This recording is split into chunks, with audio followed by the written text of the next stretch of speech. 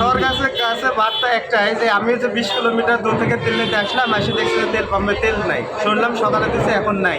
তো সরকার বলছে যে তেল বাংলাদেশে শর্ট নাই, অ্যাভেলেবল আছে, আমরা টিভিতে দেখছি, কিন্তু বাস্তবে পাম্পে তেল নাই। এর একটা সঠিক পদক্ষেপ নিতে হবে। 1 কিলোমিটার দূর থেকে আসছি তেল নিতে বানেশ্বর পাম্পে, এসে দেখছিলাম তেল দিচ্ছিল, পরবর্তীতে তেল দেওয়া বন্ধ করে দিল। আদৌ এখানে তেল আছে কি নাই এটা সঠিক আসলে কারণ হয়ে গেছে।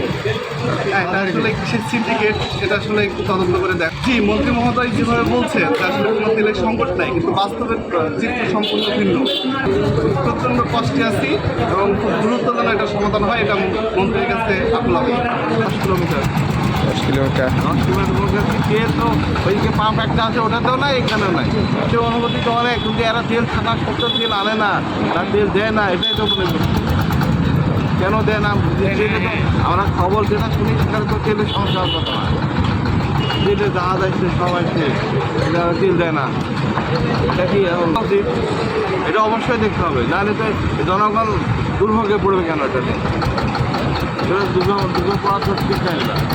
বার্তারা বলতে দেখা যাচ্ছে যে কী বলবো, যে যদি সরকার এটার প্রতি বিদ্যুৎ তদারকি করে আমাদের সাধারণ জনগণের জন্য সুবিধা বা হয়রানি হাত থেকে রক্ষা পাই।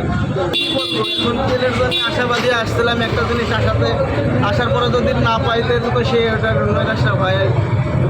কী করার, আর কিছু করার নেই। তেল পাচ্ছি, যখন পাচ্ছি আর দেখা যাচ্ছে যে 4,500 লিটার, কিন্তু সব পাম্পওয়ালা পাচ্ছে না। যখন এই পাম্পওয়ালা পাইছে একবারে চাপে 2-3 ঘন্টাতে তেলটা শেষ হয়ে যাচ্ছে। লোকজনে বোঝাতে বোঝাতে দেখছেন না, গলায় ভেঙে গেছে।